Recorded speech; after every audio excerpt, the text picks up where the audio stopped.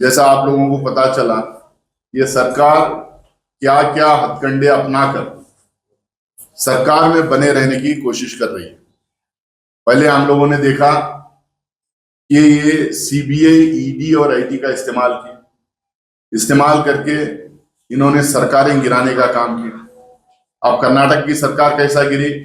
16 MLA 16 MLA को के खिलाफ में ईडी आईटी के समन्स चले जाते हैं, उनके घर पे फाइल्स उनके खिलाफ खुलते हैं, उनको उन पार्टियों से बाहर हटवा के अपनी पार्टी में शामिल करवा के सरकार गिराते हैं। पार्टियों को इन्होंने स्प्लिट करवाया, नेशनल कॉन्फ्रेंस पार्टी स्प्लिट हो जाती है, शिवसेना स्प्लिट हो जाती है और महाराष्ट्र की सरकार गिर जाती है।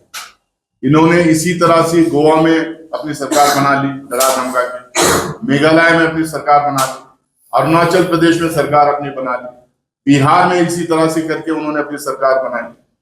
इसी तरह से हमारी सरकार कई सालों के बाद मध्य प्रदेश में जो आई थी, उस सरकार को भी इन्होंने ईडी, आईटी और सीबीआई के मदद और ताकत के साथ में इन्होंने अपनी सरकार वहां पे भी हमारी सरकार गिरवा के अपनी सरकार बनवा ली।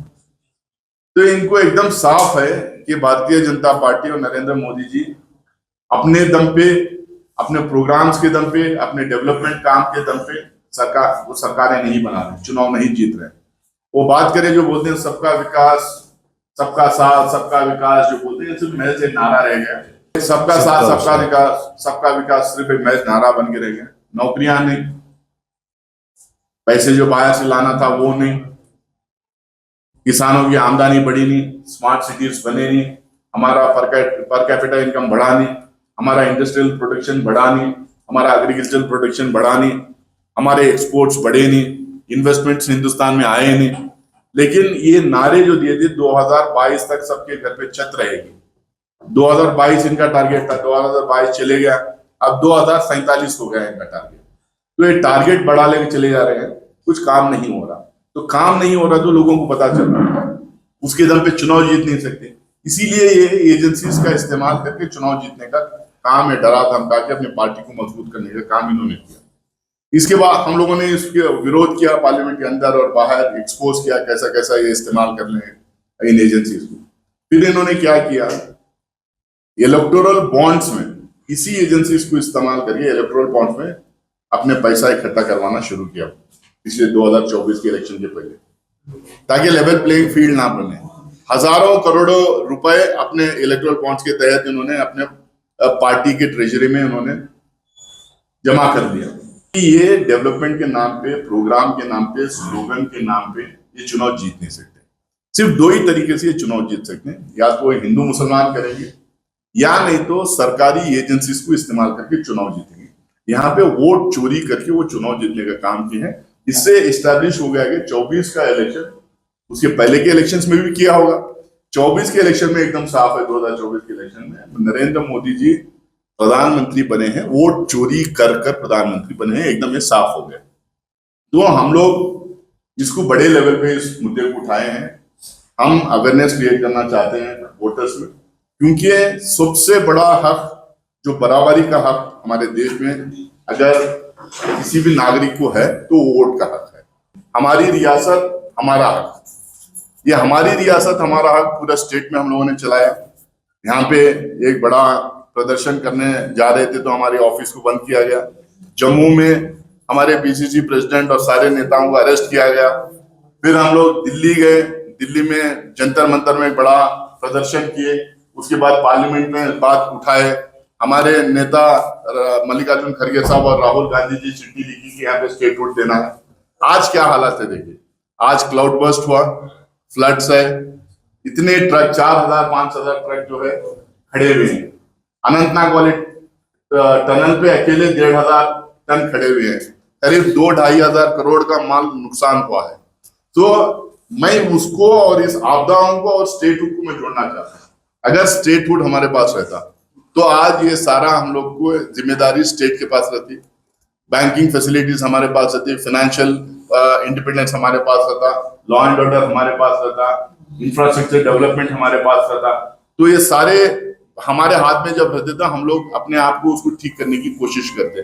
लेकिन ये सब स्टेटहुड नहीं रहने की वजह से ना कुछ हम कर पा रहे हैं, ना गवर्नमेंट डिमांड भी कर पा रही है, क्योंकि स्टेटहुड हमारे पास है नहीं। तो ये स्टेटहुड की लड़ाई हर आपदा से हम जोड़ के देखना चाहते हैं, हमारे राइट से जोड़ के देखना चाहते हैं, और हमारे यहाँ के लोकल लोगों के जो नेचुरल राइट्स हैं, जो ह्यूमन राइट्स हैं, जो पॉलिटिकल राइट्स हैं, इसके साथ हम इसको जोड़ के देखना चाहते हैं।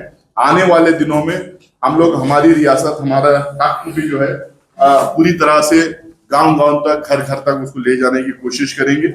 हम लोग बहुत सारे चीजें डिमांड किए हैं, उसमें खासकर हम लोगों ने ये कहा है कि हमारे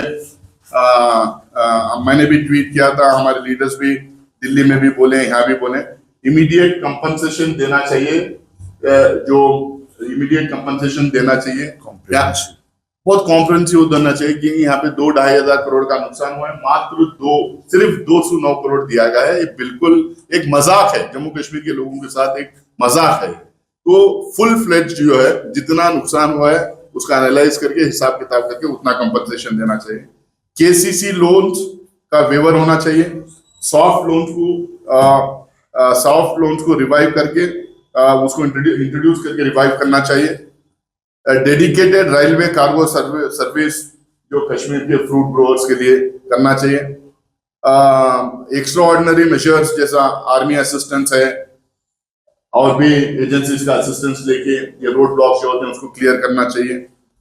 स्ट्रेंथनिंग ऑफ मुगल रोड और रिलायबल अल्टरनेटिव कॉरिडोर की बात की है, और accountability in road construction and tunnel construction. कल कर्रा साहब वहां पे मीटिंग में बोल रहे थे, जिस तरह से उसको विजुअलाइज किया गया था और प्लान किया गया था और पैसे उसके लिए ईयरमार्क करके उसको स्टार्ट किया गया था, वो कांग्रेस के जमाने में किया गया था, यूपीए के जमाने में।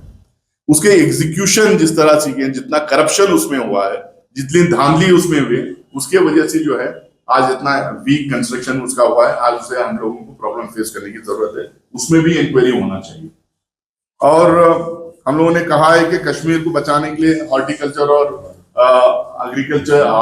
और टूरिज्म को बूस्ट करने के लिए कुछ मेजर्स लेना चाहिए, कुछ बोल्ड मेजर्स लेके यहाँ के लोगों को कुछ राह दिखाना चाहिए। और ये भी किसी ने मुझे बताया कि इलेक्शन के टाइम पे जो हमारे ट्रक ओनर्स थे, जो स्पेशली जो हमारे ये कैब ड्राइवर्स वगैरह थे, जो व्हीकल्स जो थे, उनके जिस तरह से इस्तेमाल हुए थे, इलेक्शन कमीशन उसका पैसा तक नहीं दिया अभी तक। उनका कम से कम वो जो पैसा उनका इस्तेमाल की, उनकी रोजी रोटी थी, उनकी आमदनी थी, उसको तो देना चाहिए लोगों को, वो भी नहीं थी, वो भी अब डिमांड करते हैं।